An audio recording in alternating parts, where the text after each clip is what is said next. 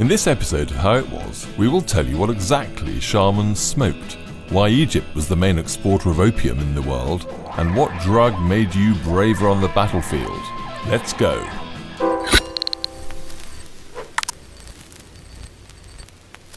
Seven main drugs of the ancient world. Drugs. They've been part of our lives throughout the history of humankind.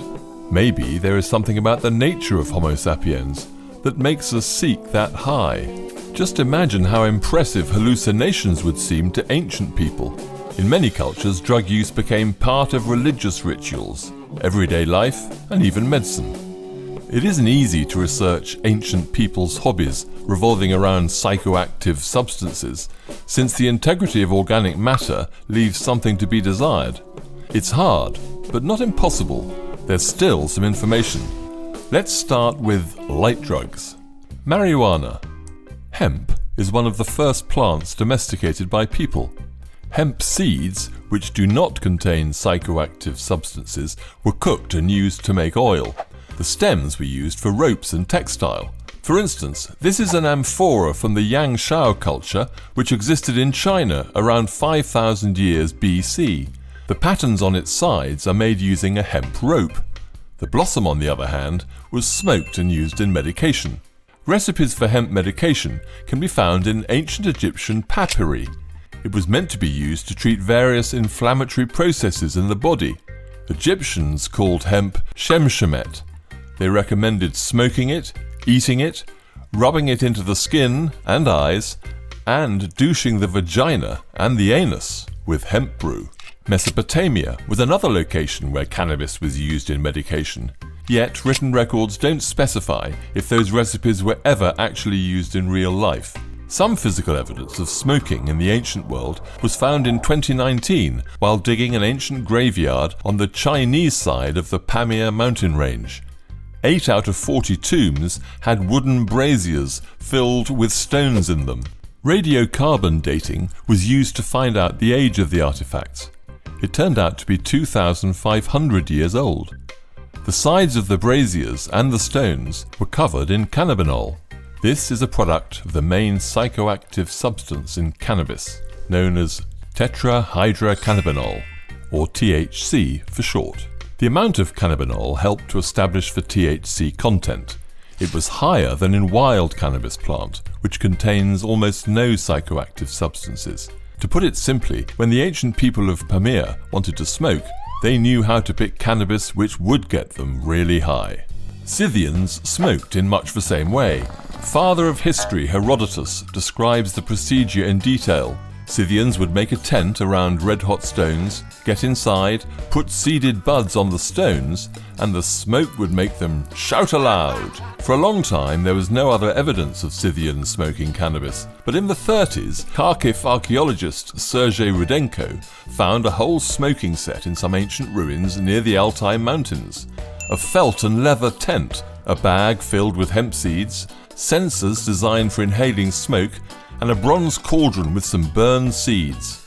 Rudenko assumed that Scythians used marijuana not only for celebratory or religious reasons, but also as a recreational activity. Digging into Scythian tombs in Stavropol Krai in Russia in 2013, archaeologists found gold bowls.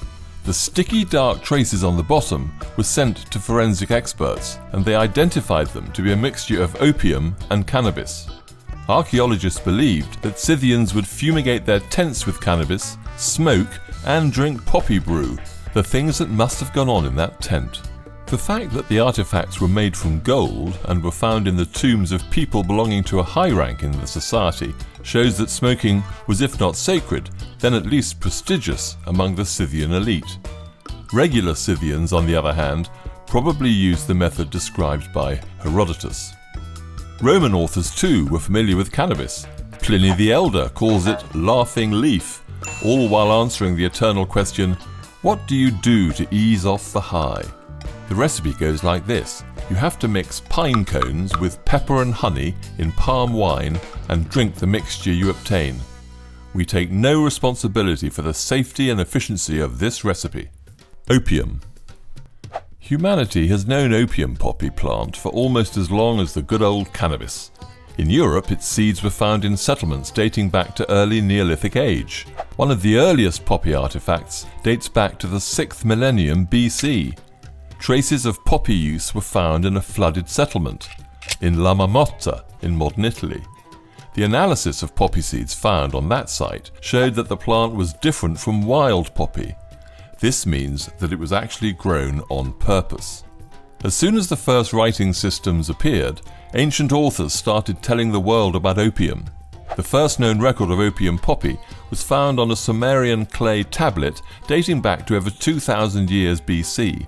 Detailed guidelines on using opium poppy can also be found on Babel cylinders with wedge writing or in ancient Egyptian papyri.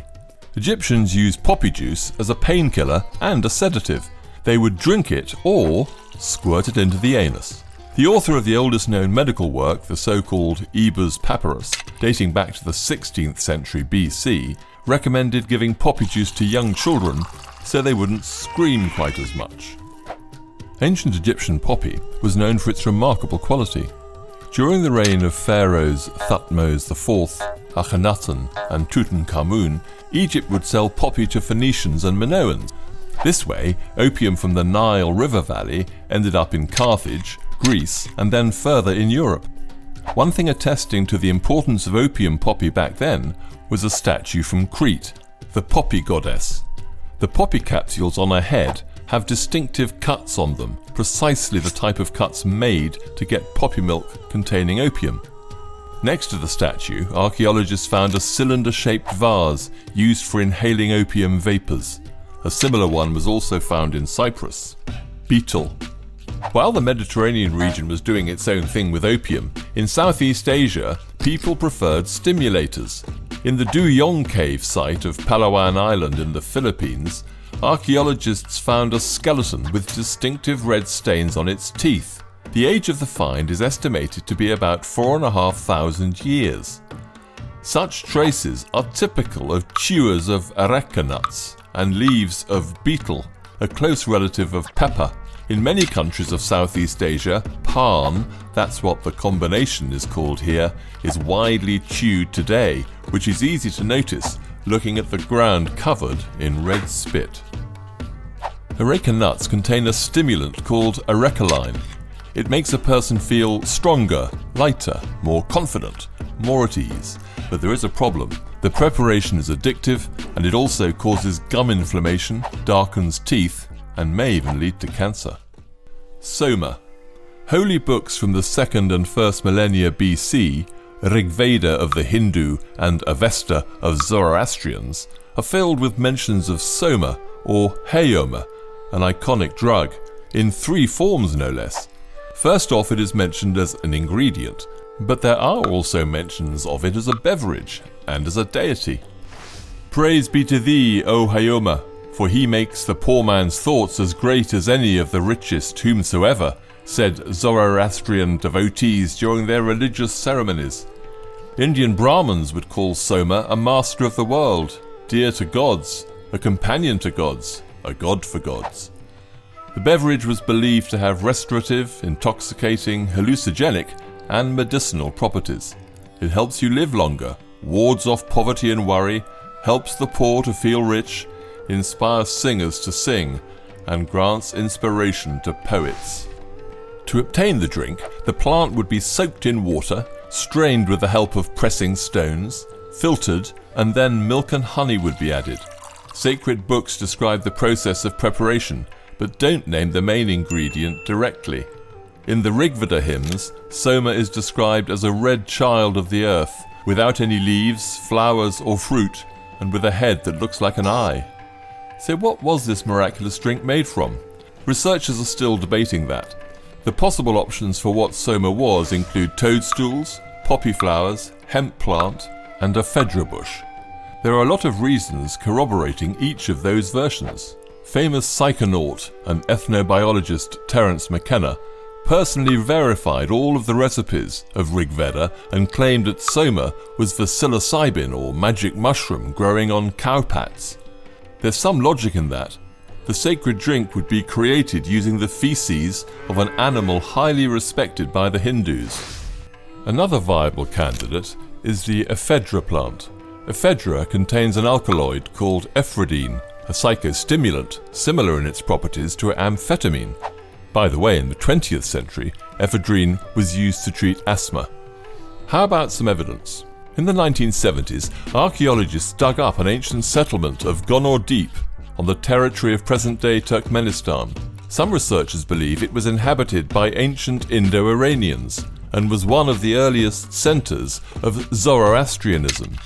In the town temple, archaeologists found dishes with traces of ephedra and cannabis. In the temple of Togolok, another settlement of that time, they found vessels with traces of ephedra and opium poppy. Maybe Soma contained a mixture of various substances. We don't know that for sure yet. Native Americans also knew how to get into an altered state of consciousness. Let's start with good old coca. The earliest record of coca leaf consumption was found in the Nanchoc Valley in the north of Peru. Traces of leaves were found in excavations of ancient settlements, with pieces of calcite, a mineral helping extract alkaloids from the leaves and thus strengthening the effect. Those artifacts are about 8,000 years old. It seems that coca was used everywhere in South America. For instance, it was common in the Inca Empire. Butlers, couriers and soldiers wore small bags with saltbush ash, chalkstone and leaves of this energizing plant.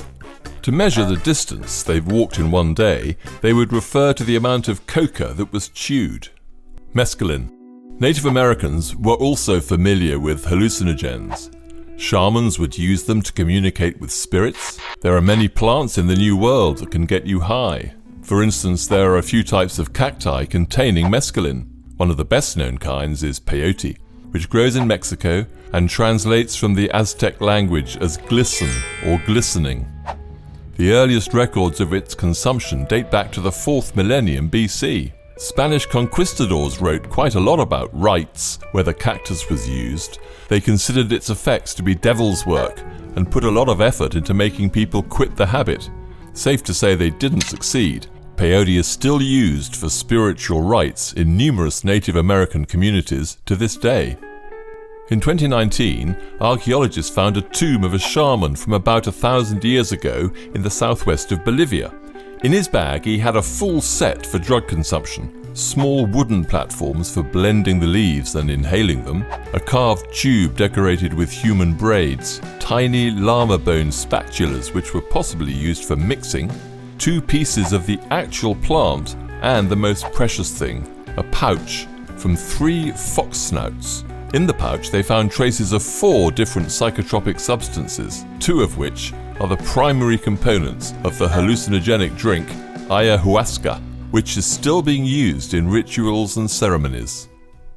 The secret of the battle booster.